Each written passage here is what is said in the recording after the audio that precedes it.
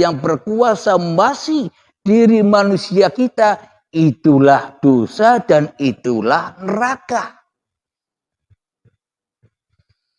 Namun bila di dalam hati kita sudah mempersembahkan semuanya, bahwa hidup dan badan, bahwa langit dan bumi dan diantaranya, maksudnya diantaranya itu apa? Seluruh aktivitas manusia kita sudah dipersembahkan bahwa semuanya itu inna sholati wa nusuki wa mahyaya wa mamati lillahi rabbil alamin.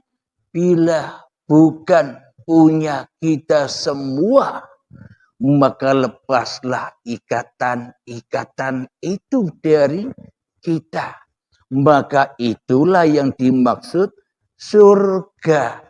Ketika innal awliya'a, mohon maaf, ya ayyatuhan nafsul mutmainnah, wahai jiwa-jiwa yang tenang, irji'i ila rabbiki radiyatan mardiyah.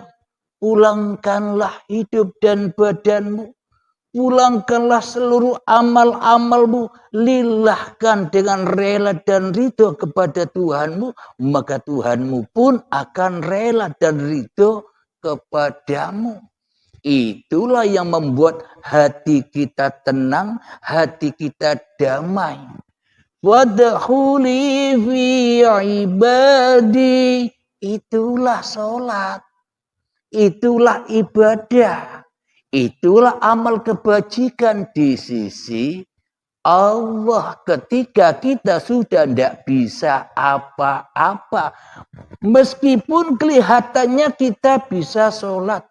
Meskipun kelihatannya kita bisa ibadah, tapi di dalam jauh hati kita, semua itu bukan kekuasaan diri manusiaku.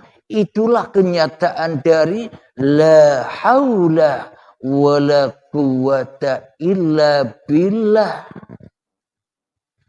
Kalau sudah demikian, kalau manusianya sudah kembali kepada keadamannya, kembali kepada kematiannya, kembali kepada kegoibannya, maka nyatalah Allah, wadkhuli jannati, masuklah manusia ke dalam surganya Allah. Adam dulu di surga, sekarang kembali ke surga lagi, meskipun manusianya masih ada. Jadi beda prosesnya dengan orang-orang yang kedahuluan sakaratul maut sebelum mengenal Tuhannya, beda proses saja. Kita prosesnya ketika sudah pulang kepada Allah dengan damai, dengan sukacita, dengan bahagia. Tapi mereka yang masih lalai dengan urusan-urusan dunia akan ketemu dengan baiatul akbar, yakni dipaksa kembali dengan azab yang pedih, yakni syakaratul maut. Lalu bagaimana kebalikan dari keterbatasan tadi itu agar kita bisa menyaksikan tanpa batas, bisa meliputi alam semesta? Bila hati kita masih terikat, kita tidak akan tahu di dalam tembok itu ada apa. Di dalam diri manusia itu ada apa. Di balik tembok itu ada apa. Tidak bisa tahu. Kenapa? Karena kita masih terikat dengan kemanusiaan. Masih mentuhankan diri kita di hati kita. Maka banyak sekat-sekat yang menghalang-halangi kita untuk menuju kembali kepada Allah. Jadi untuk menerobos alam tanpa batas, marilah kita belajar mengheningkan cipta dahulu. agar kita bisa menghening-heningkan, memati-matikan, memalam-malamkan, mensunyi-sunyikan diri kita di hati kita agar cahaya kehidupan kita gelap, kembali gelap, maka datanglah hatta matla'il fajar, maka datanglah cahaya Sang Pencipta. Mengheningkan cipta, mulai bismillahirrahmanirrahim, 5 menit silakan.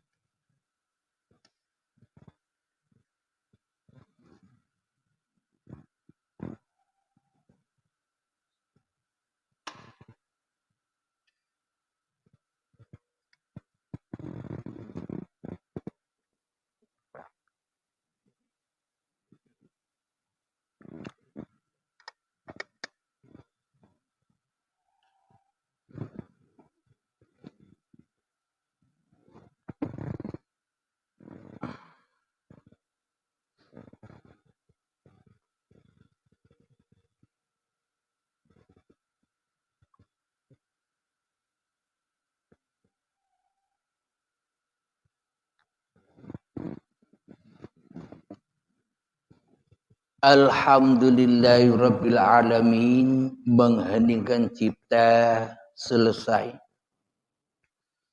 Mari kita buka lagi Al-Qur'annya di surat Ghafir ayat yang ke-46. Sebelum kita membahas alam tanpa batas,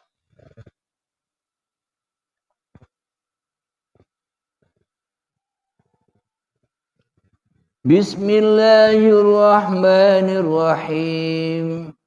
An-nar yu'raduna 'alaiha ghuduwan wa 'ashiyyan wa yawma taqumus sa'ah udkhilu ala fir'auna asyaddal 'adzab, yang artinya kepada mereka diperlihatkan neraka pada pagi dan petang. Berarti neraka itu pagi dan petang. Di mana adanya pagi dan petang? Sekarang kan juga ada pagi dan petang. Dan pada hari terjadinya kiamat, lalu kepada malaikat diperintahkan, masukkanlah Fir'aun dan kaumnya ke dalam azab yang sangat keras. Siapa kaumnya Fir'aun itu? Sejatinya kaumnya Fir'aun itu yang mana di dalam hatinya masih jadi Tuhan, masih mensekutukan Tuhannya dengan dirinya. Itulah kaumnya Fir'aun yang ngaku-ngaku jadi Tuhan tanpa disadarinya. Berarti di dalam neraka itu ada pagi dan petang. Berarti kapan neraka itu?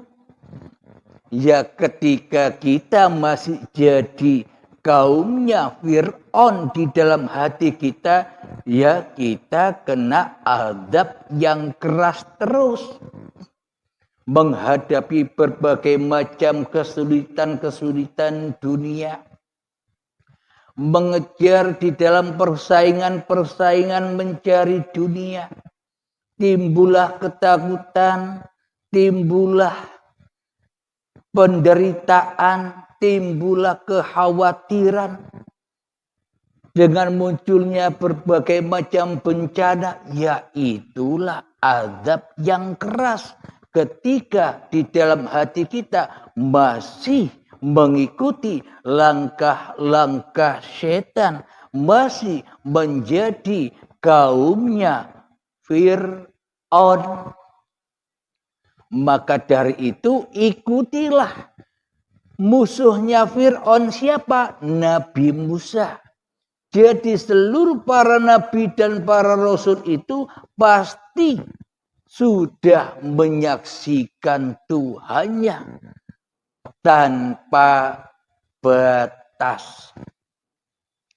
Jadi maksudnya tanpa batas, tanpa ikatan, bila kita sudah terbebas dari belenggu-belenggu kemanusiaannya, maka uripe Allah tahu apa yang di dalam tembok, apa yang di dalam hati manusia, apa yang di baliknya tembok, apa yang di dalam batu, apa yang di dalam tumbuh-tumbuhan, apa yang di dalam bumi, apa yang ada di atas langit, semuanya tanpa batas.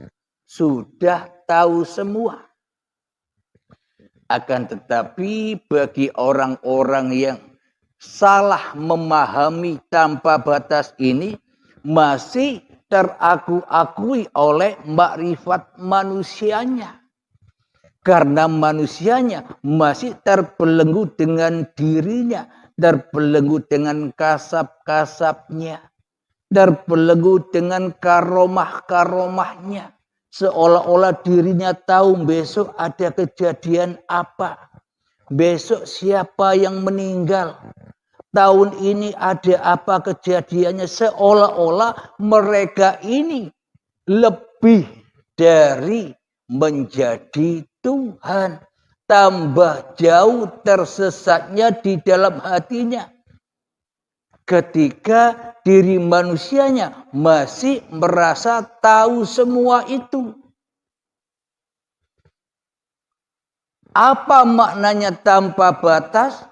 Ketika manusia kita sudah tidak tahu apa-apa, itulah tahu tanpa batasnya Allah. Itulah sesuatu yang diliputi oleh Allah sendiri. Jadi Kanjeng Nabi ditanya oleh malaikat tentang hari kiamat. Kapan datangnya kiamat Muhammad? Kanjeng Nabi Muhammad terdiam sebentar. Dihabari oleh Allah. Kiamat itu urusan Tuhanku. Jadi Nabi Muhammad saja tidak tahu kiamat itu datang, manusia kok merasa tahu kapan datangnya kiamat. Padahal sejatinya kiamat yang ada di luar itu, yang ditakuti oleh manusia itu tidak penting. Tidak penting kiamat itu. Maknanya kiamat yang mana yang harus diimani? Katanya iman kepada hari kiamat. Kok tidak penting? Ya apa maksudnya? Maknanya bila kiamat kubro yang katanya datangnya hancurnya langit dan bumi, meletusnya gunung-gunung, bila kiamat yang kita yakini hanya sebatas kiamat dohir, maka selamanya tak ada orang muslim, tak ada para nabi, tak ada para rasul, wong belum kiamat. Bagaimana bisa merealisasikan, menyaksikan sendiri kiamat itu? Bila kiamatnya belum datang, berarti tak ada manusia yang bisa kembali kepada Tuhannya. Apalagi ada nabi dan rasul. Bila kiamatnya belum datang. Akan tetapi yang paling penting itu adalah kiamatkan dirimu di hatimu. Itulah maknanya iman kepada hari akhir. Keberadaan, kewujudan diri manusiamu di hatimu. Itu maknanya kiamat. Ketika kita sudah rela, ketika kita sudah ridho bahwa yang wujud hanya Allah, bahwa yang hidup hanya Allah, bahwa yang kuasa menguasai badan-badan ini hanya Allah, itulah kiamat itu. Hancurnya langit dan bumimu, hancurnya hidup dan badanmu, dan hancurnya segala sesuatu yang kau lakukan sudah dipersembahkan dengan rela dan ridho kepada Tuhanmu.